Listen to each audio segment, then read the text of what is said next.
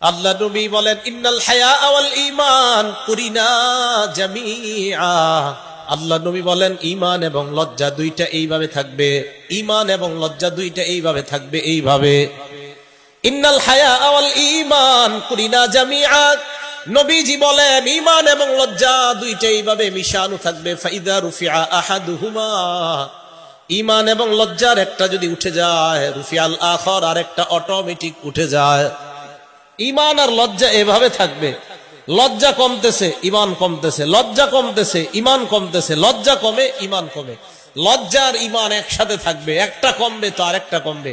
তো যারা বলে যে আমি কোরআন রিসার্চ করি, হাদিস রিসার্চ করি, কিন্তু উনি লজ্জাশীলতা বুঝে না, তো তাকে জানিয়ে দেওয়া দরকার আপনি এত কিছু রিসার্চ করার পরেও আপনার ঈমান দিন দিন কমতেছে, কারণ আপনার লজ্জা এত কমতেছে, এক পর্যায়ে আমরা আশঙ্কা করি আপনার না জানি ঈমান চলে যায়। বলেন তো লজ্জা আর ঈমান আলাদা থাকবে না একসাথে? কমবে একটা আর একটা কমবে। 7 নাম্বার, লাজুক ব্যক্তি জান্নাতে যাবে। সুবহানাল্লাহ। লাজুক ব্যক্তি কোথায় যাবে? জান্নাতে যাবে। আবু হুরায়রা রাদিয়াল্লাহু তাআলা আনহুর বর্ণনা, তিরমিজি শরীফের হাদিস।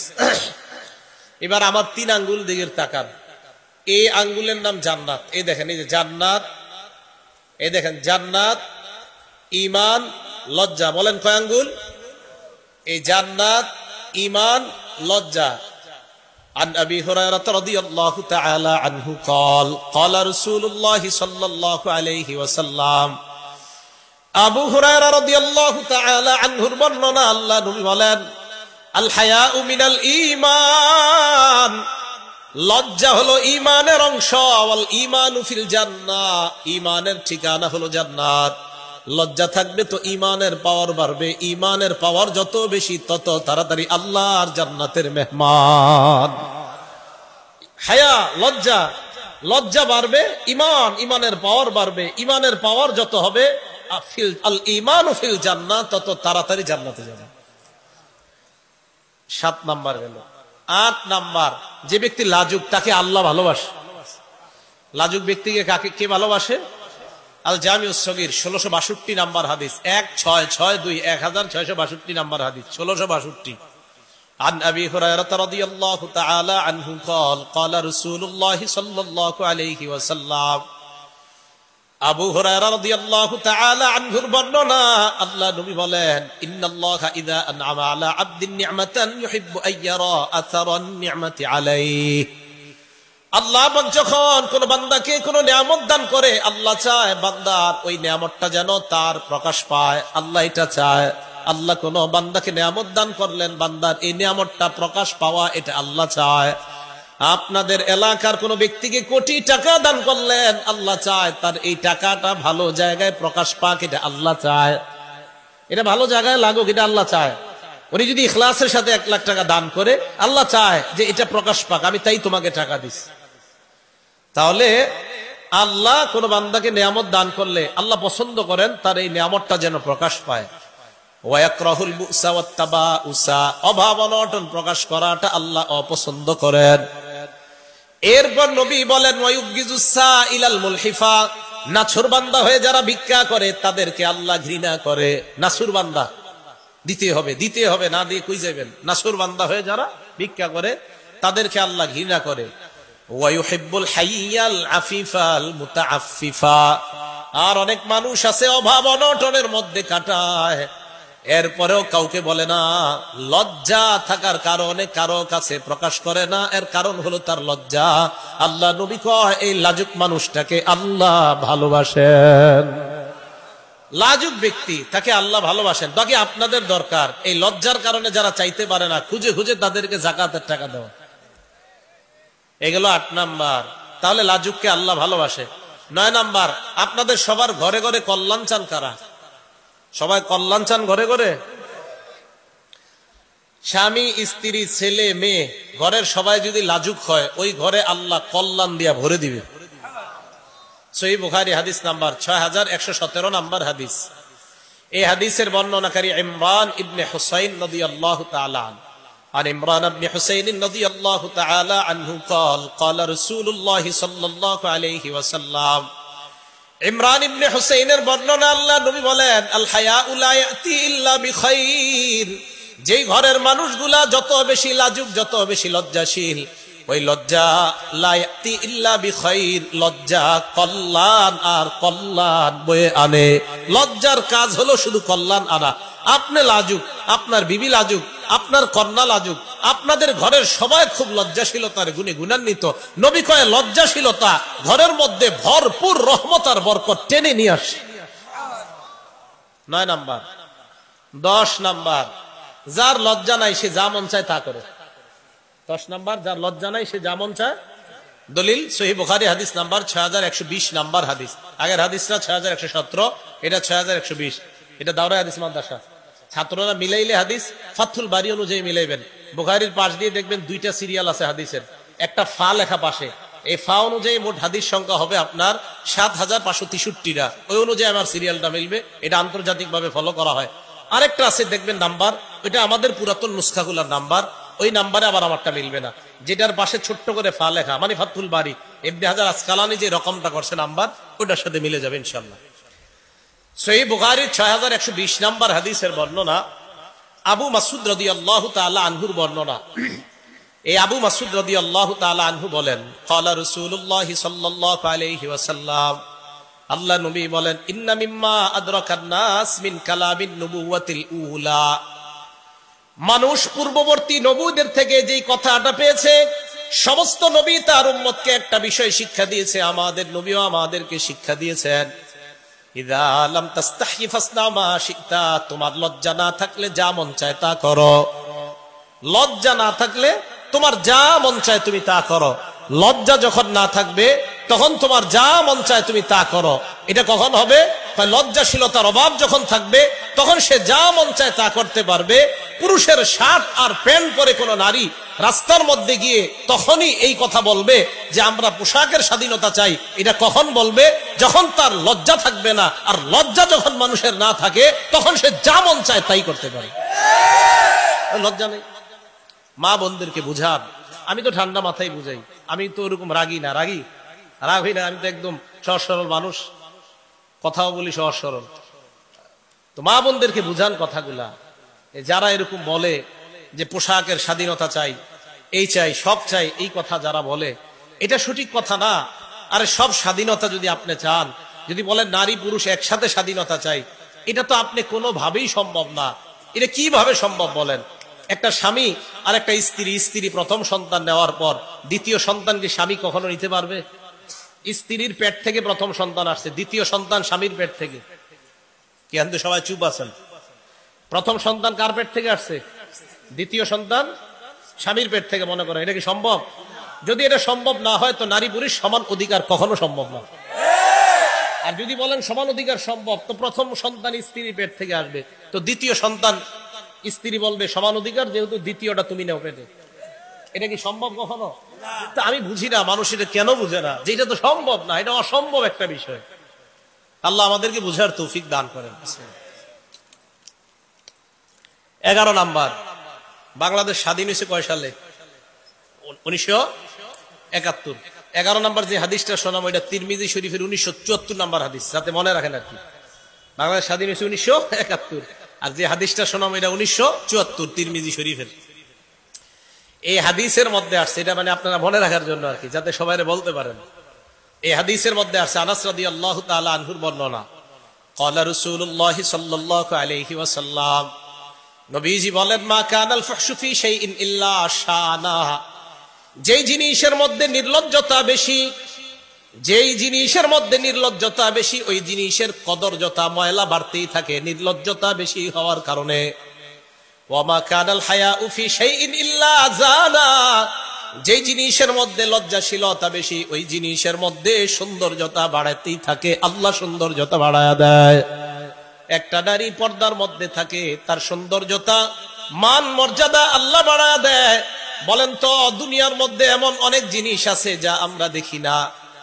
দোকানের মধ্যে যাই, যাওয়ার পর স্যাম্পল দেখে, দেখার পর কয় এটা পছন্দ হয়েছে, গোডাউন থেকে একটা দেন। এটা বলেন তো না, কেন? এটা নিলে সমস্যা কি? যেটা দোকানের সামনে ঝুলানো দেখছেন, এটা নিলে সমস্যা কি? আপনি তো এটাই পছন্দ করছেন, কোনটা নিবেন? যেটা ঢেকে রাখা হয়, বাংলাটা বলবেন কোনটা নিবেন? জেলে খোলা যেটা এটা নিবেন না, কে পছন্দ দিলেই করছেন। এর মানে খোলা জিনিস পছন্দ হইলে এটা আসল পছন্দ না, ঢেকে রাখা হয় যেটা ওইটাই আসল জিনিস, ওইটাই আসল পছন্দ। যা বুঝার বুঝবেন। তাহলে যেটা ঢেকে রাখা হয় এটাই পছন্দনীয় জিনিস। এখন আসেন, তাহলে আমাদের মা বোনরা আমাদের কাছে সবচেয়ে শ্রদ্ধার, তাই আমরা আমাদের এই দামি মা বোনদেরকে ঢেকে রাখি। বলেন তো আমরা কাকে দেখি না কিন্তু বিশ্বাস করি? জোরে বলেন। আল্লাহকে দেখি, বিশ্বাস করি না কেন বলেন তো? আল্লাহ সবচেয়ে দামি, তাই দেখি না। তার দামি জিনিস গোপন থাকে। দামি জিনিস আল্লাহ দামি, তাই গোপন। হ্যাঁ, প্রয়োজনে আল্লাহকে দেখবো জান্নাতে। মা বোনরা দামি, তাই গোপন। হ্যাঁ, প্রয়োজনে স্বামী দেখবে তাকে। এই কথা আর কবে বুঝবে মানুষ? সবচেয়ে দামি আল্লাহ, তাই তো এখনো দেখি না। কারণ দামি জিনিস এটা খুব দামি হয়, এটা দেখতেও কষ্ট হয়, এই জন্য তো জান্নাতে গিয়ে দেখবো। মা বোনরা যারা পর্দায় থাকে, এটা দামি জিনিস, তাই এটাকে দেখতে অনেক নিয়ম শৃঙ্খলা করে ওই হুজুরের বাসায় গিয়ে প্রস্তাব দিতে হয়। অন্যথায় যদি খোলামেলা থাকে, এটা নিয়ম শৃঙ্খলা করতে হয় না, চা দোকানের সামনে বসে পছন্দ করলে হয়। দামি জিনিস গোপন থাকে, এগুলা মানুষ কেন বুঝে না আমি বুঝি না। দামি জিনিস গোপন থাকে, আল্লাহ বুঝার তৌফিক দান করেন। তাহলে মা কানাল হায়াউ ফি শাইইন ইল্লা জানা, যে জিনিসের মধ্যে লজ্জাশীলতা বেশি, এটার সৌন্দর্যতা বাড়ায় দেয় কে? আল্লাহ। আল্লাহ আমাদের মা বোনদেরকে সকলকে বুঝার তৌফিক দান করেন।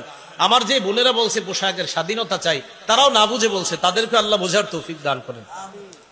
এবার আসেন, লজ্জা 4 প্রকার। বলেন তো সবাই, লজ্জা কয় প্রকার?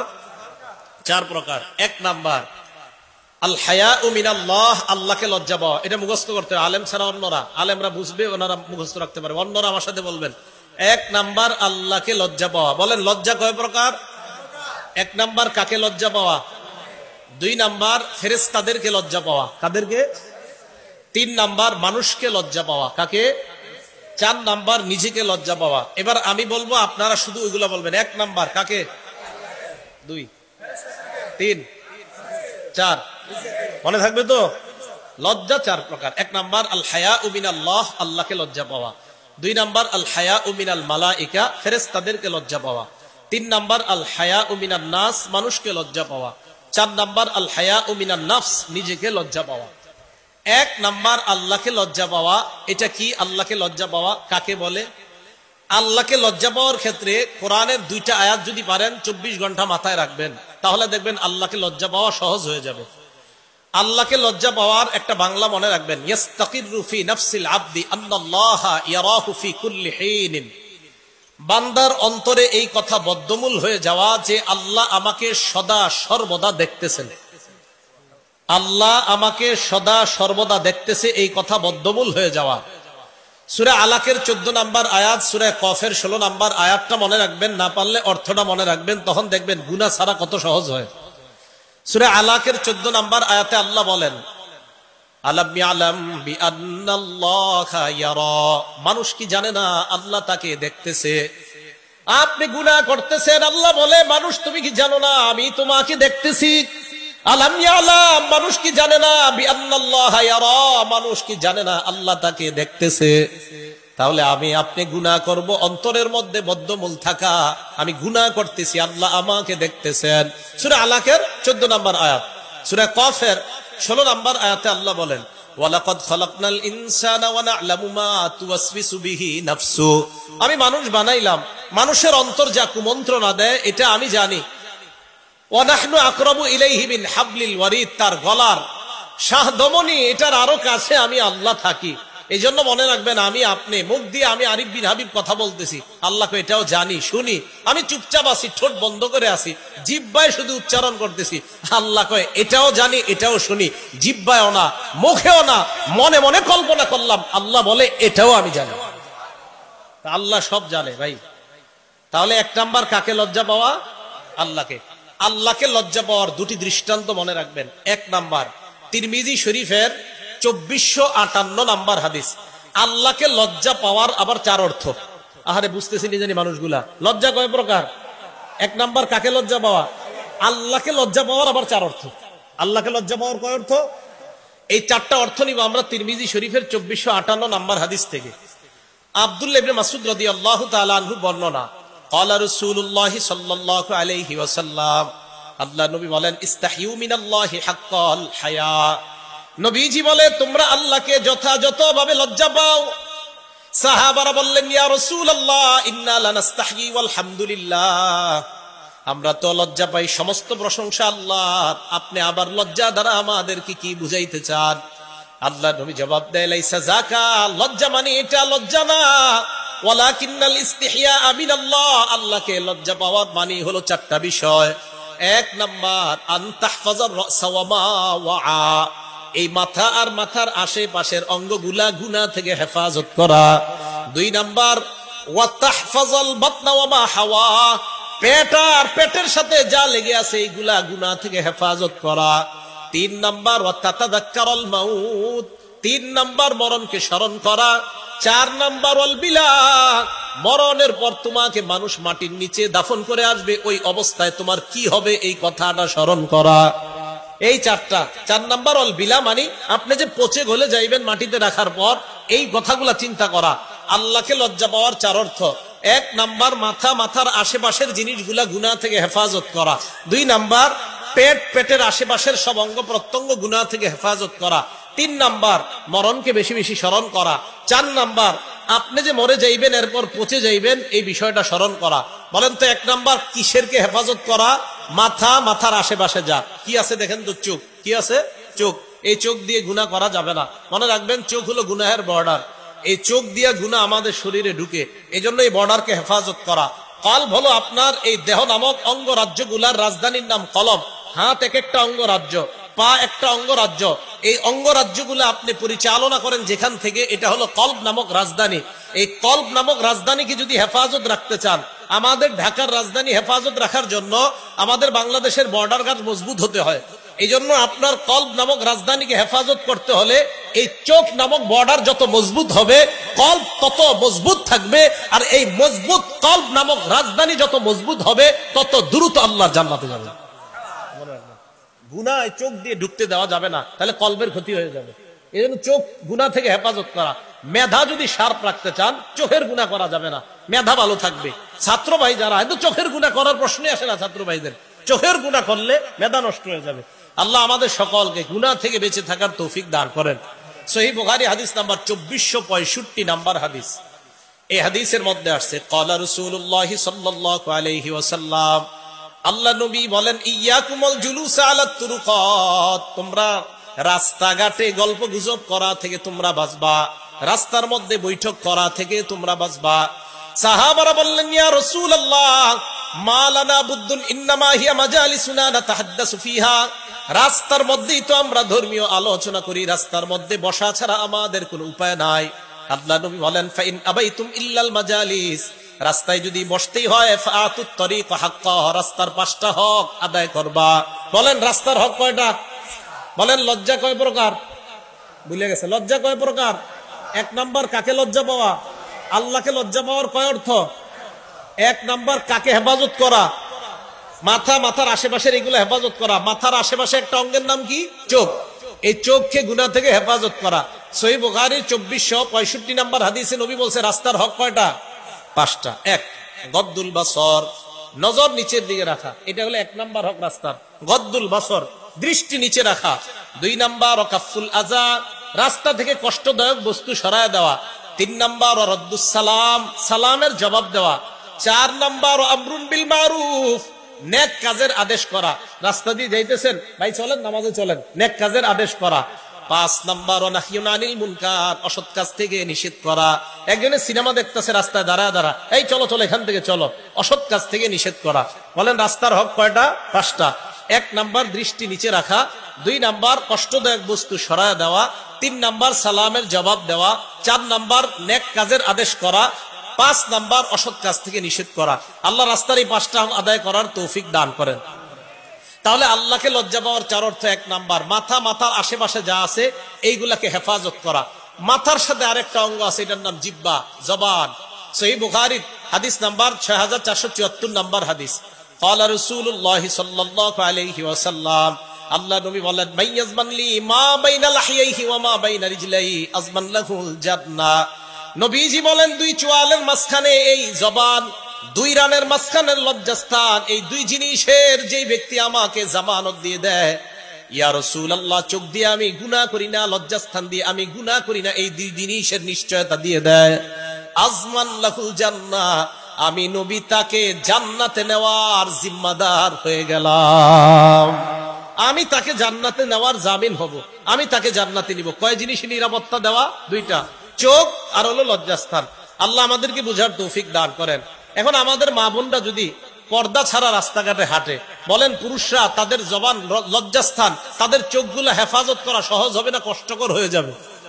এই জন্য পর্দা মা বোনরা করা, এটা যদি পর্দা মা বোনরা খুব বেশি পরিমাণে করে, তাহলে পুরুষের চোখ হেফাজত করা খুব বেশি সহজ হয়ে যাবে।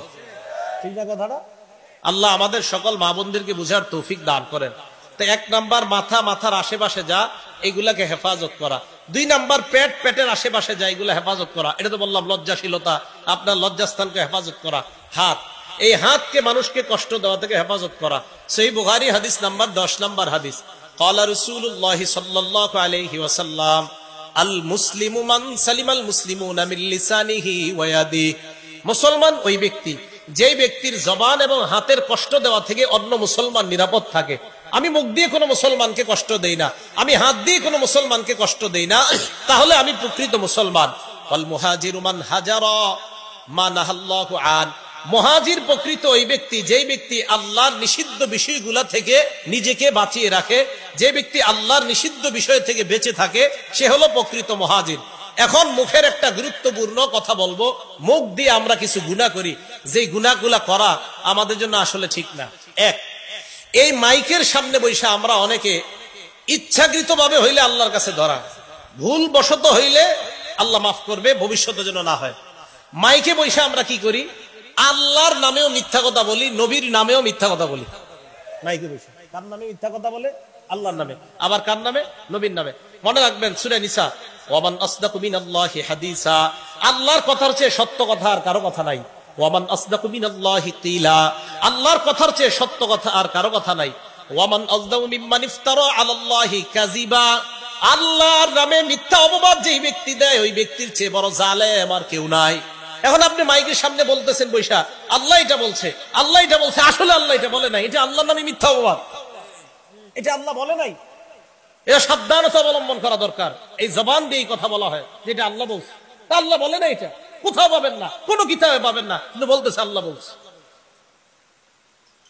আল্লাহর নামে মিথ্যা অপবাদ এই জবান দিয়ে দেওয়া যাবে না। এটা আমি আমাকে বলতেছি, আমার দ্বারা যেন কোনো কখনো এটা না হয়। দুই নাম্বার, রাসূল আকরাম সাল্লাল্লাহু আলাইহি সাল্লামের নামে কোনো মিথ্যা কথা ইচ্ছাকৃত ভাবে এখানে বসে বলা যাবে না। কার নামে বলেন সবাই? কার নামে? রাসূল আকরাম সাল্লাল্লাহু আলাইহি সাল্লামের নামে।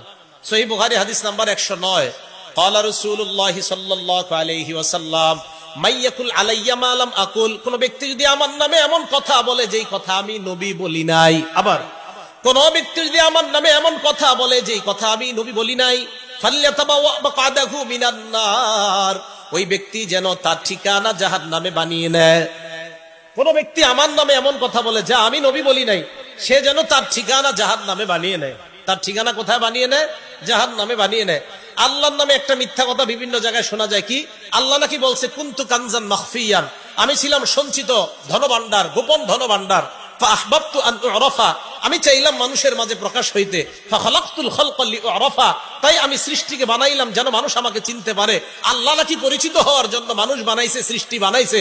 এটা আল্লাহর নামে মিথ্যা কথা, আল্লাহ এটা বলে নাই। রাসূল আকরাম সাল্লাল্লাহু আলাইহি সাল্লামের নামে মিথ্যা কথা। কি মিথ্যা কথা? বিদ্যানের কলমের কালি শহীদের রক্তের চেয়ে অধিক দামি, এটা আল্লাহ রাসূল সাল্লাল্লাহু আলাইহি সাল্লাম কোথাও বলেনি। এটা হাসান বসরি রহমাতুল্লাহ আলাইহির বক্তব্য। নবীজির নামে চালায়া দেয়ালের মধ্যে লেখা, নিচ দিয়ে লেখা দেয় আল হাদিস। নাউজুবিল্লাহ, এটা তো নবী বলে নাই, আপনি কেন আল হাদিস লিখবেন এখানে? ভাই এটা নবী বলে নাই। বিদ্যানের কলমে, বিদ্যানের উলামায়ে কেরামের মর্যাদা তো একের পর এক মর্যাদা কোরআন সুন্নাহ থেকে বলতেই থাকবো ইনশাআল্লাহ। তো কেন এই সমস্ত মিথ্যা কথা লিখতে হবে? বিদ্যানের কলমের কালি শহীদের রক্তের চেয়ে দামি, এটা নবীজি বলে নাই কোথাও। তাহলে রাসূল সাল্লাল্লাহু আলাইহি সাল্লামের নামে মিথ্যা কথা বলা যাবে না। উতলুবুল ইলম ওয়ালাউ বিসসিন, চীন দেশে হলো ইলম অর্জন করো, আল হাদিস নিজ দিয়ে লেখা। কোথায় বলছেন নবীজি এই কথা? ইলম অর্জন করতে হবে দূরে গিয়ে, এটা সত্যি কথা। অসংখ্য অগণিত হাদিস আছে। প্রায় 1500 মাইল সফর করে কাইস ইবনে কাসিরের বর্ণনা, দামেস্কের মসজিদে উনি বসা নবীর সাহাবার সাথে, যে এক ব্যক্তি আসছে, আসার পর নবীর সাহাবাকে কয়, আমি শুনেছি আপনার কাছে একটা হাদিস আছে, এই হাদিস শোনার জন্য আপনার কাছে আসছি। তাই নাকি, শুধু একটা হাদিস শুনতে আসছো? কয় হ্যাঁ। কোত্থেকে? আতাইতু মিনাল মাদিনা মিন মাদিনাতি রাসূলি সাল্লাল্লাহু আলাইহি সাল্লাম, আমি রাসূলের মদিনা ওই শহর থেকে আমি আসছি আপনার কাছে। লিহাদিসিন বালাগানি আন্নাকা তুহাদ্দিসুহু আন রাসূলিল্লাহি সাল্লাল্লাহু আলাইহি সাল্লাম, একটা হাদিস শুনতে আসছি যে আপনি নাকি নবীজি থেকে বর্ণনা করেন। একটা হাদিস, কোনো ব্যবসার কারণে আসো নাই? আমা কাদিমতা লিতিজারা, তুমি কোনো ব্যবসার কারণে আসো নাই? কয় না। শুধু একটা হাদিস শুনতে আসছো? কয় হ্যাঁ। প্রায় 1267 কিলোমিটার রাস্তা অতিক্রম করে একটা হাদিস শুনতে আসছে। কয়টা হাদিস? তো এই হাদিসগুলো আপনারা বলতে পারেন না? দেয়ালে লেখা দেয় কি, যে চীন দেশে গিয়ে হইলো তুমি এলেম অর্জন করো, আল হাদিস। আরে ভাই, নবীজি কোথায় বলছে এই কথা? এটা তো নবীজি বলে নাই। নবী বলছে, আমার নামে যে এমন কথা বলে যা আমি বলি নাই, সে যেন তার ঠিকানা জাহান্নামে বানিয়ে নেয়। সহিহ বুখারী হাদিস নাম্বার 110, মান কাযাবা আলাইয়া মুতাআম্মিদা, রাসূল সাল্লাল্লাহু আলাইহি সাল্লাম বলেন, কেউ যদি আমার নামে ইচ্ছাকৃতভাবে মিথ্যা কথা বলে, ফালইয়াতাবাওয়া মাকআদাহু মিনান নার, সে যেন তার ঠিকানা জাহান্নামে বানিয়ে নেয়। আগেরটা কি বলছে? কেউ যদি আমার নামে এমন কথা বলে যা আমি বলি নাই। এই হাদিসে বলছে, কেউ যদি আমার নামে ইচ্ছাকৃতভাবে মিথ্যা কথা বলে, সে যেন জাহান্নামে তার ঠিকানা বানিয়ে নেয়। সহিহ বুখারী হাদিস নাম্বার 1291 নাম্বার হাদিস। এই হাদিসের মধ্যে রাসূল আকরাম সাল্লাল্লাহু আলাইহি সাল্লাম কি বলছে? ভাই, বাংলাটা মন দিয়ে শুনেন। ইন্না কাযিবান আলাইয়া লাইসা কাযিবিন আলা আহাদিকুম, নবীজি বলছে, শোনো, আমার নামে মিথ্যা কথা বলা আর তোমাদের কোন সাধারণ ব্যক্তির নামে মিথ্যা বলা এক না। ওনার নামে আমি মিথ্যা কথা বলা এটাও অন্যায়, কিন্তু নবীজি বলেন, উনি সাধারণ মানুষের নামে তুমি মিথ্যা বলা আর আমি নবীর নামে মিথ্যা বলার অপরাধ সমান না। মনে রাখবা, কোন মুসলমানের নামে তুমি মিথ্যা বলা এটাও ভয়ঙ্কর অপরাধ, তোমার ভয়ঙ্কর শাস্তি হবে, কিন্তু আমি নবীর নামে মিথ্যা কথা বলাটা, এই অপরাধ দুইটা সমান মনে করবা না। আমার নামে মিথ্যা বলাটা এটা ভয়ঙ্কর অপরাধ। তাহলে রসুলের নামে মিথ্যা কথা বলা, এটা এই যে মাথার সাথে সম্পর্ক, মুখ, এই মুখ দিয়ে মিথ্যা কথা বলা যাবে না। সহিহ মুসলিম হাদিস নাম্বার 1, মাদ্রাসার পাঠ্যপুস্তক অনুযায়ী, ক্বালা রাসূলুল্লাহ সাল্লাল্লাহু আলাইহি ওয়াসাল্লাম, লা তাকযিবু আলাইয়া, তোমরা আমার নামে মিথ্যা কথা বইলো না। ফাইন্নাহু মান ইয়াকযিব আলাইয়া ইয়ালিজিন নার, আমার নামে যদি কেউ মিথ্যা কথা বলে, এই হাদিস আমি এটাই বুঝছি, কয় ইয়ালিজিন নার, কয় সরাসরি জাহান্নামে যাবে, সরাসরি জাহান্নামে যাবে। ইয়ালিজিন নার, সে জাহান্নামে প্রবেশ করবে আমার নামে মিথ্যা কথা বলে। সহিহ মুসলিম হাদিস নাম্বার 6, ক্বালা রাসূলুল্লাহ সাল্লাল্লাহু আলাইহি ওয়াসাল্লাম, আল্লাহ নবী বলেন, সায়াকুনু ফি আখিরিজ জামান উনাস, শেষ জামানায় এমন কিছু মানুষের আবির্ভাব ঘটবে, ইউহাদ্দিসুনাকুম মা লাম তাসমাউ আনতুম ওয়ালা আবাউকুম, তোমাদের সামনে এমন হাদিস বলবে যা তোমরাও শোনো নাই, তোমাদের বাপ দাদারাও শোনে নাই। ফাইয়াকুম ওয়া ইয়াহুম, তাদের থেকে তোমরা বেঁচে থাকবা। সহিহ মুসলিম হাদিস নাম্বার 7, ক্বালা রাসূলুল্লাহ সাল্লাল্লাহু আলাইহি ওয়াসাল্লাম, ইয়াকুনু ফি আখিরি উম্মতি দাজ্জালুনা কাজ্জাবুন, শেষ জামানায় আমার উম্মতের মধ্যে এমন কিছু মিথ্যাবাদী দাজ্জালের আবির্ভাব ঘটবে। ইয়াতুনাকুম মিনাল আহাদিস, যারা তোমাদের সামনে এমন হাদিস পেশ করবে, মা লাম তাসমাউ আনতুম ওয়ালা আবাউকুম, যা তোমরাও শোনো নাই, তোমাদের বাপ দাদারাও শুনে নাই। ফাইয়াকুম ওয়া ইয়াহুম, তোমরা তাদের থেকে বেঁচে থাকবা। লা ইউদিল্লুনাকুম ওয়ালা ইফতিনুনাকুম, তারা যেন তোমাদেরকে পথভ্রষ্ট করতে না পারে, তারা যেন তোমাদেরকে ফিতনায় না ফালায়। ভাই, আমি বুঝাইতে চাইলাম, আল্লাহকে লজ্জা পাওয়ার 1 নাম্বার অর্থ, মাথা আর মাথার আশেপাশে যা আছে এইগুলা গুনাহ থেকে হেফাজত করা। এই জবান, এটা মাথার সাথে, এই আমার এই জায়গাটার সাথে সম্পৃক্ত। এই জবান দিয়ে ওনার নামে তো মিথ্যা বলাই যাবে না, আর আল্লাহ রসুলের নামে মিথ্যা বলার তো কল্পনাও করা যাবে না। মাইকের সামনে বৈশা সাবধান, আল্লাহ এটা বলছে, নবী এটা বলছে। আমি যেদিন দেখবো আমি পারি না যে আল্লাহ বলছে আর নবী বলছে এই কথা বলতে, যেদিন পারি না, আমি ওয়াজই করবো না। কেন? আল্লাহ আর আল্লাহ রসুল যা বলছে এতটুকু ওয়াজ কি যথেষ্ট না? আপনার ওইটা কইতে হবে, ওইটা কইতে হবে, এত কিছু কেন? হ্যাঁ, কোরআনের তো 6236টা আয়াত, রসুলের প্রায় 10 লক্ষ হাদিস থাকতে আপনাকে এত জায়গা থেকে ওয়াজ আনতে হবে কেন? বিসমিল্লাহ। কোরআন সুন্নাহ খুব বেশি পড়তে হবে। ছাত্র ভাই, মাদ্রাসা দাওরা হাদিস পর্যন্ত আপনাদের কাছে আমার আবদার, পড়েন, শুধু পড়েন। মনে রাখবেন, সৃষ্টির শুরু আল্লাহ বানাইছে কলম, আর ইসলামের শুরু পড়া। সৃষ্টি শুরু কি আর ইসলামের শুরু? আন্দাজি কইছি না। আবু দাউদ শরীফ হাদিস নাম্বার 4700 নাম্বার হাদিস, রাসূল আকরাম সাল্লাল্লাহু আলাইহি সাল্লাম বলেন, ইন্না আউওয়ালা মা খালাকাল্লাহুল খালকা আল কলম, সর্বপ্রথম সৃষ্টি বানাইছে আল্লাহ কলম। এই যে কি বানাইছে? কলম দিয়ে কি করি আমরা? আল্লাহ কলম রে বলছে উক্তুব, লেখো। কলম কয় মাযা আকতুবু ইয়া রব, রব আমি কি লিখবো? আল্লাহ বললেন উক্তুব মাকাদিরা কুল্লি শাইইন হাত্তা তাকুমা সাআ, সব জিনিসের ভাগ্য তুমি কিয়ামত পর্যন্ত এই ভাগ্যগুলা কি হবে এটা লিখা দাও। তাহলে সৃষ্টির শুরু কি? কলম। এবার দেখেন ইসলামের শুরু কেমনে হয়েছে। সহিহ বুখারী হাদিস নাম্বার 3, একদম বুখারী শরীফ খুললেই নবীজি সাল্লাল্লাহু আলাইহি সাল্লাম তাহান্নুস করতে লাগলেন, রাত্রিকালীন ইবাদত করতে লাগলেন। জিবরিল আমিন নবীজির কাছে আসছে, আসার পর বললেন ইকরা ইয়া মুহাম্মদ, আগে বলছে পড়েন পড়েন হে মুহাম্মদ। তো ইসলামের নবীজির সাথে জিবরিল আমিনের কথা শুরু হয়েছে পড়া দিয়া, দুনিয়া শুরু লেখা দিয়া। জিবরিল আমিনের সাথে নবীজির কথা শুরু হয়েছে পড়া দিয়া। তো ইসলাম আর দুনিয়া গবেষণা করলে লেখাপড়া, আমাদের সবচেয়ে অভাব লেখাপড়া। ছাত্র ভাইয়েরা পড়েন, এত বেশি পড়েন, পড়েন, পড়তে পড়তে যদি আপনি কিছু হয়ে যান তখন বুঝেন। খুব বেশি পড়েন, মোবাইল থেকে দূরে থাকেন, খুব বেশি পড়াশোনা খুব দরকার। অবস্থা ভয়ঙ্কর, আপনাদের দ্বারা আল্লাহ ইসলাম হেফাজত করবে। যদি পড়াশোনা না করেন তাহলে অবস্থা খারাপ হবে। পড়াশোনা করতে হবে খুব বেশি। আল্লাহ আমাদেরকে বুঝার তৌফিক দান করেন। এখানে বসে মিথ্যা কথা বলা যাবে না। 1 নাম্বার আল্লাহকে লজ্জা পাওয়া, মাথার সাথে যা সম্পর্ক এইগুলাকে কোনো গুনাহ করা যাবে না। 1, 2 পেটের সাথে সম্পর্ক, গুনাহ করা যাবে না। 3 মরণকে স্মরণ করা। 4 নাম্বার মরণের পরে যে আমি পচে গলে যাব এইটাকে স্মরণ করা। আল্লাহ আমাদের সকলকে সতর্কতার সাথে যেন আমরা চলতে পারি তৌফিক দান করেন। 2 নাম্বার কারে লজ্জা পাওয়া? ফেরেশতা। 1 নাম্বার আল্লাহকে লজ্জা পাওয়া। আল্লাহকে লজ্জা পাওয়ার আরেকটা দৃষ্টান্ত দিই। অনেকে ঘরে একা একা থাকেন, দরজা বন্ধ করে থাকেন না, একা একা। এই জায়গায় আপনি রান খুইলা এমনি ইচ্ছাকৃত ভাবে বৈশা থাকবেন, রান খুইলা মানে লজ্জা, যেই জায়গা সতর ঢাকা ফরজ, এই সতর খুইলা এমনি বৈশা রয়েছেন, কেউ কিন্তু দেখে না, দরজা লাগানো। এটা ঠিক হবে কিনা আগে হাদিস শুনি, দেখি ঠিক হয় কিনা। আবু দাউদ শরীফ 4017 নাম্বার হাদিস। এই হাদিসের মধ্যে আসছে নবীজির এক সাহাবা নাম বাহাস ইবনে হাকিম, উনি ওনার বাবা থেকে, ওনার বাবা ওনার দাদা থেকে হাদিস বর্ণনা করছে। কি উনি বলেন, আওরাতুনা মা নাতি মিনহা ওয়া মা নাজার ইয়া রাসূলুল্লাহ, হুজুর আমাদের যে জিনিসগুলা ঢেকে রাখবো কতটুকু ঢেকে রাখতে পারবো, কতটুকু আমরা ঢেকে রাখবো না। নবীজি জবাব দিলেন, ইহফাজ আওরাতাক ইল্লা মিন যাওজাতিক, তুমি তোমার বিবি ছাড়া অন্য সকলের সামনে লজ্জাস্থান ঢেকে রাখবা। লজ্জাস্থান কখনো প্রয়োজন হলে খোলা, এটা আল্লাহ খাদ দিয়ে দিছে, কোথায় লজ্জাস্থান খোলা যাবে। এরপর সাহাবা প্রশ্ন করে ফেলছে, দেখেন, ইদা কানা আহাদুনা খালিয়ান ইয়া রাসূলুল্লাহ, হুজুর আমাদের কেউ যদি ঘরের ভিতরে একা একা থাকে তাহলে কি সব ঢেকে রাখতে হবে?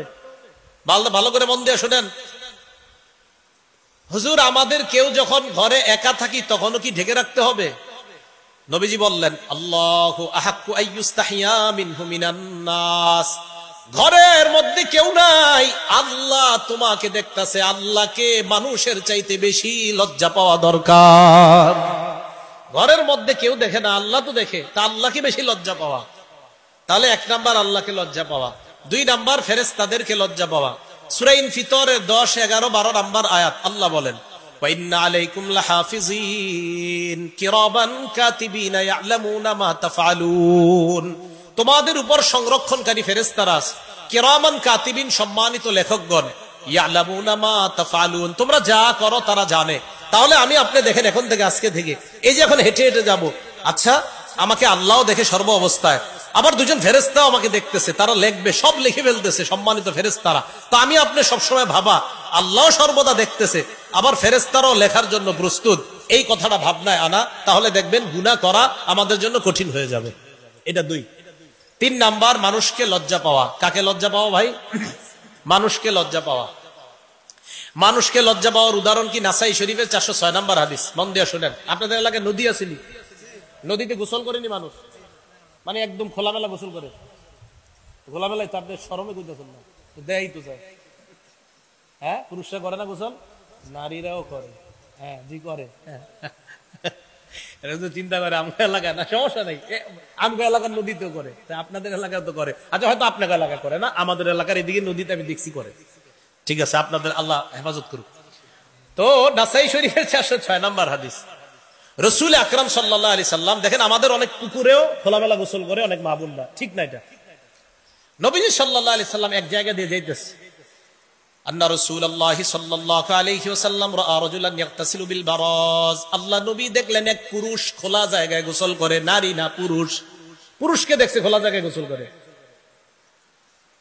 ফাসাইদাল মিম্বার, আল্লাহর নবী মসজিদে গিয়ে মিম্বরে দাঁড়াইলেন। সাহাবারা অবাক, আল্লাহর নবী এই মুহূর্তে মিম্বরে কেন দাঁড়াইলেন? মিম্বরে দাঁড়ানোর পর ফাহমিদাল্লাহ ওয়া আসনা আলাই, আল্লাহ নবী আল্লাহর প্রশংসা করলেন, করার পর বললেন, শোনো তোমরা, ইন্নাল্লাহা হালিম, আল্লাহ ধৈর্যশীল, আল্লাহ সহনশীল, হাইয়ুন, আল্লাহ বড় লাজুক, সিত্তিরুন, আল্লাহ মানুষের দোষগুলা গোপন রাখে, আল্লাহ মানুষের দোষগুলা গোপন রাখে। শোনো একটু, তোমরা কি আল্লাহ তোমার দোষগুলা গোপন রাখে, তো তোমরা দি নিজেদেরকে গোপন রাখো না? পরে কি করে দেখেন, ফাইদা তাসালা আহাদুকুম ফালইয়াস্তাতির, তোমাদের কেউ যখন গোসল করো একটু পর্দা টর্দা দিয়ে গোসল করো। পুরুষরে কইছে, নারীরে না। তাহলে নারীদেরটা কি বলবেন? একটা পুরুষকে দেখছে খোলা জায়গায় গোসল করে, তো নবীজি সাল্লাল্লাহু আলাইহি সাল্লাম বললেন, আর আরেকটা কথা, এমনিও পুরুষরা, আমরা যারা ছাত্র ভাইয়েরা গোসল করি, একটা গামছা রাখা দরকার গোসল করার সময়, অন্য যেন আপনার শরীরের দিকে নজর না দেয়। আল আইনু হাক্কুন আর নজরু হাক্কুন, নজর কিন্তু লেগে যায়। তা আপনার উপরে হিংসুক নজর যদি লেগে যায়, আল্লাহ না করুক আপনার শরীরের উপর লেগে যাইলে দেখবেন এই যে শরীর ভাঙা শুরু হবে। হাদিস দ্বারা প্রমাণিত। হিংসার উপর আমার বয়ান আছে লম্বা, তো এই হাদিসগুলো প্রমাণিত। এই জন্য আমরা যারা গোসল করি পুরুষরা, ছাত্ররা একসাথে করতে হয়, তো আমরা অন্তত গামছা রাখা, আমার শরীর যেন অন্য কেউ না দেখে, এই বিষয়গুলো খুব সতর্ক থাকা। আপনারা যারা বাচ্চাদেরকে গোসল করান, বারান্দায় এদেরকে শীতকালে রোদ্রে দাঁড় করান, খালি গায়ে দাঁড় করায় না আল্লাহর হস্তে, এই বাচ্চার উপর কারো নজর লেগে যেতে পারে। মাঠে খোলা গায়ে বাচ্চাগুলোরে ছেড়ে দিবেন না, অন্য কারো নজর লাগতে পারে।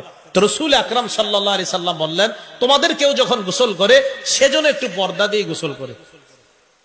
এবার আসেন, এটা গেল নাসাই শরীফের 406 নম্বর হাদিস। আরেকটা হাদিস শুনেন, আবু দাউদ শরীফের 4014 নম্বর হাদিসের বর্ণনা।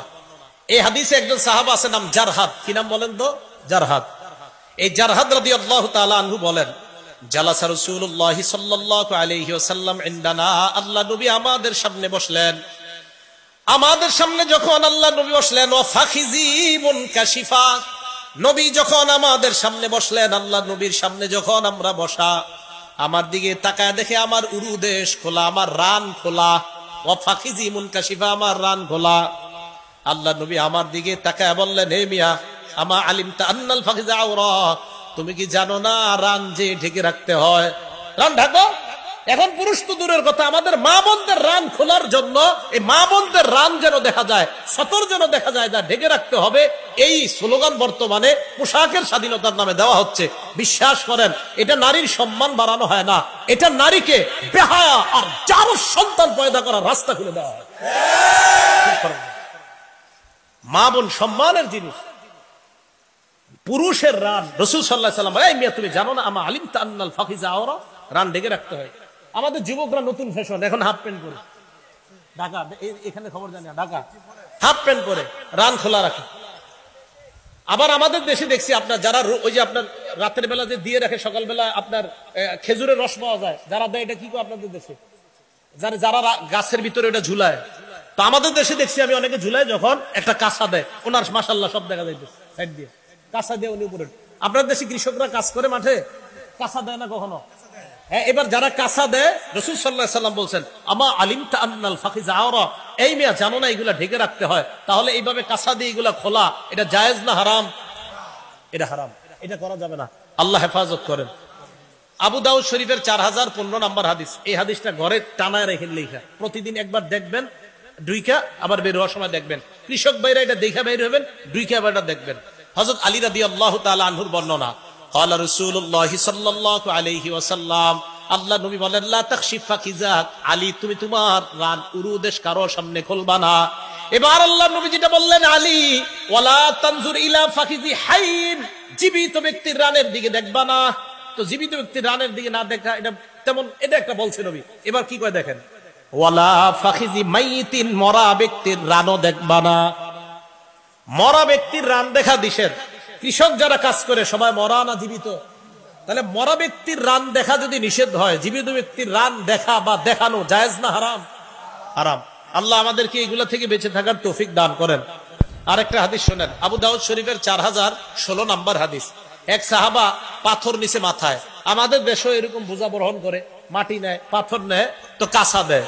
এক সাহাবা পাথর নিচে, উনি বলেন, হামালতু হাজারান সাকিলা, আমি ভারী পাথর আমার মাথায় নিলাম, হঠাৎ আমার লজ্জাস্থান থেকে কাপড় পরে যায়। আল্লাহ নবী আমাকে বললেন, আলাইকা বিল আওরা, এই তাড়াতাড়ি ঢাকো। কি করো? তাড়াতাড়ি ঢাকো। লা তামশু উরাতা, তোমরা উলঙ্গ হয়ে হাঁটবা না, উলঙ্গ হয়ে হাঁটবা না। ছেলেদের জন্য, যাদের বালেগ হয়ে গেছে তাদের জন্য মনে রাখবেন, এই হাফ প্যান্ট পরে রাস্তাঘাটে হাঁটা হারাম, কাউকে দেখানো রান হারাম, কেউ তার রানের দিকে দেখা হারাম। আল্লাহ হারাম থেকে বেঁচে থাকার তৌফিক দান করেন। আবু দাউদ শরীফের 4018 নম্বর হাদিস, এটা আপনাদের ঘরের জন্য, সবাই মনে রাখবেন। ঘরে সন্তান যখন বড় হয় বিছানা আলাদা করে দেন, ছোট থেকে আলাদা করেন। মাঝখানে আপনি শোন, ছোটবেলায় আপনি মাঝখানে শোন, বিবিরে 2 সন্তানের মাঝখানে শোয়ান, দুইজনে এই 2 সন্তান একসাথে শোয়াবেন না। ক্বালা রাসূলুল্লাহ সাল্লাল্লাহু আলাইহি ওয়াসাল্লাম, আল্লাহ নবী বলেন, লা ইয়ানজুরুর রাজুলু ইলা আওরাতির রাজুল, কোন পুরুষ যেন অন্য কোন পুরুষের লজ্জাস্থান না দেখে। ওয়ালাল মারআতু ইলা আওরাতিল মারআ, অন্য বর্ণনায় ইলা উরিয়াতিল মারআ, কোন নারী যেন অন্য কোন নারীর লজ্জাস্থান না দেখে। ওয়ালা ইউফজির রাজুলু ফি সাওবিন ওয়াহিদিন ওয়ালাল মারআতু ফি সাওবিন ওয়াহিদিন, কোন নারী আর কোন নারী, 2 নারী এক বিছানা এক কাঁথার নিচে যেন না ঘুমায়, 2 পুরুষ 2 ছেলে যেন এক কাঁথার নিচে না ঘুমায়। 2 ছেলে আছে আপনাদের, এই 2 ছেলে একসাথে রাখেন না, ছোট থেকে আলাদা রাখেন। আলাদা রাখেন, এটা অনেক ফায়দা পাবেন, অবশ্যই ফায়দা পাবেন। আর ছেলে মেয়ে একসাথে তো রাখবেনই না ছোটবেলা থেকে। তো রাসূল আকরাম সাল্লাল্লাহু আলাইহি সাল্লাম বললেন, ওয়ালা ইউফজির রাজুল ইলা রাজুলি ফি সাওবিন ওয়াহিদ, এক ছেলে আরেক ছেলের সাথে এক কাঁথার নিচে, এক মেয়ে আরেক মেয়ের সাথে এক কাঁথার নিচে, এটা ঠিক না। অনেকের সামর্থ্য কম, একটু চেষ্টা করেন। বিছানা যদি আলাদা করতে, খাট যদি আলাদা করার সামর্থ্য না থাকে, এক বিছানা অন্তত আলাদা চেষ্টা করেন, মাঝখানে বালিশ দিয়ে সেপারেট করার চেষ্টা করেন। অথবা আপনারা যারা ঘরে থাকেন, মা থাকলে ছোটবেলা থেকে সন্তান 2টার মাঝে আপনি শোন, যদি স্বামী অন্যত্র থাকে। বাবা যারা আছেন আপনারা বিষয়গুলো খেয়াল রাখবেন, কথাগুলো ভাই মনে থাকবে ইনশাআল্লাহ। এগুলা হলে ইনশাআল্লাহ ছোট থেকে সন্তানগুলা লাজুক হবে। আল্লাহ সবাইকে লজ্জাশীলতার গুণে গুণান্বিত হওয়ার তৌফিক দান করেন। আমাদের নবী কেমন লাজুক ছিল একটু শুনবেন। সহিহ বুখারী হাদিস নাম্বার 6102 নম্বর হাদিস। এই হাদিসের মধ্যে আসছে, কানা রাসূলুল্লাহ সাল্লাল্লাহু আলাইহি ওয়াসাল্লাম আশাদ্দা হায়াআম মিনাল আযরা'i ফি খিদরিহা, একজন কুমারী নারী পর্দার আড়ালে যতটা লাজুক, এর চাইতে বেশি লাজুক ছিলেন আমাদের নবী। একটা কুমারী মেয়ে পর্দার আড়ালে যতটা লাজুক, এর চেয়ে বেশি লাজুক ছিলেন মুহাম্মদ সাল্লাল্লাহু আলাইহি ওয়াসাল্লাম। আম্মা জান আয়েশা সিদ্দিকা একটা হাসির হাদিস আমাদেরকে শোনাইছে, শোনামুনি। সহিহ বুখারী হাদিস নাম্বার 314। এই হাদিসের মধ্যে আছে, এক নারী নবীজির কাছে মাসালা জিজ্ঞেস করতে আসছে। আসার পর কয়, ইয়া রাসূলুল্লাহ, আন্না ইমরাআতান সালাতিন নবী সাল্লাল্লাহু আলাইহি ওয়াসাল্লাম আন গুসলিহা মিনাল হাইজ। আমাদের মা বোনরা মাসে একটা অসুস্থতা হয়, যেটা আপনারা জানেন। তো এই অসুস্থতা এক নারী নবীজির কাছে আসছে। আয়েশাকে, হুজুর আমি পবিত্র হবো কিভাবে? তো নবীজি বললেন, খুজি ফিরসাতাম মিন মিসকিন, তুমি কস্তুরী লাগানো একটা টুকরা নাও, নেকড়া নাও, তাতাহহারি বিহা, এরপর এটা দিয়ে তুমি পবিত্রতা অর্জন করো। তো নবীজি বলে দিছে নিয়ম। এরপর ওই নারী কয়, কাইফা তাতাহহারু, হুজুর কিভাবে পবিত্রতা অর্জন করব? নবীজি বললেন, তাতাহহারি বিহা, যেভাবে বললাম এইভাবে করো। আবার কয়, কাইফা তাতাহহারু, হুজুর আমি কিভাবে পবিত্রতা? আম্মা জান আয়েশা দূর থেকে দেখতেছে আর রাগ হইতেছে, খালি যে মহিলার প্রশ্ন করার জিনিস পায় না, বারবার খালি একই কথা জিজ্ঞাসা। তো আবার জিজ্ঞাসা, হুজুর কিভাবে? নবীজি বললেন, সুবহানাল্লাহ তাতাহহারি। নবীজি বুঝাইলেন আর কি, আরে আশ্চর্য, বারবার বলতেছি পবিত্রতা অর্জন করো। এক পর্যায়ে নবীজি বলে ফেলছে সুবহানাল্লাহ, মানে সুবহানাল্লাহ মানে আমরা বলি আর কি, আহারে বুঝে না কেন, এটা এরকম বলি না। তো নবীজি বললেন, সুবহানাল্লাহ তাতাহহারি বিহা, আরে তুমি পবিত্রতা অর্জন করো।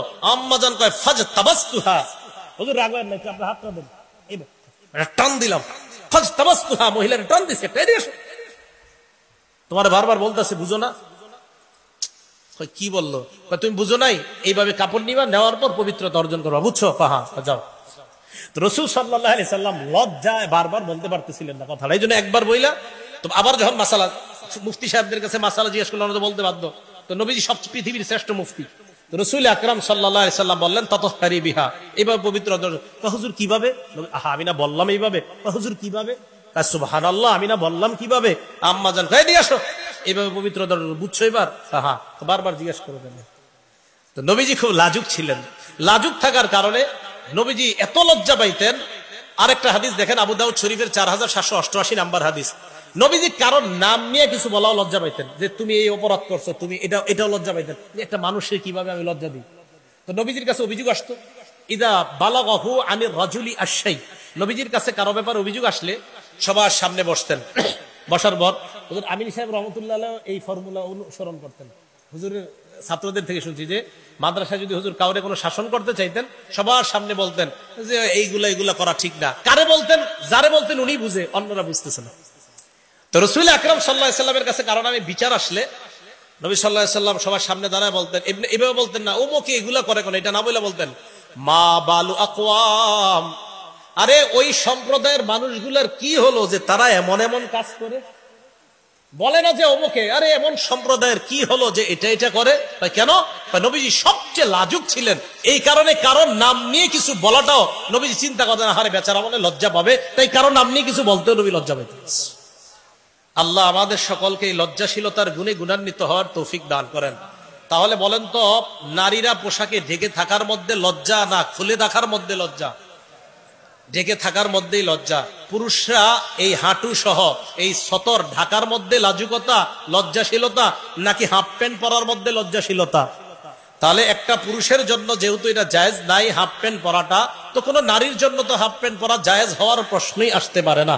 আল্লাহ পাক রব্বুল আলামিন আমাদের সকলকে লজ্জাশীলতার যেই কথাগুলা বললাম, আপনারা ঠান্ডা মাথায় অন্যদেরকে বুঝানোর চেষ্টা করবেন, কারো উপরে রেগে যাবেন না, বুঝাবেন যে আসলে এগুলা তো লজ্জাশীলতার অভাবের কারণে হয়। আল্লাহ আমাদের সকলকে কথাগুলা বুঝে শুনে আমল করার তৌফিক দান করেন। আমিন ওয়া আখিরু দাওয়ানা আনিল হামদুলিল্লাহি রাব্বিল আলামিন।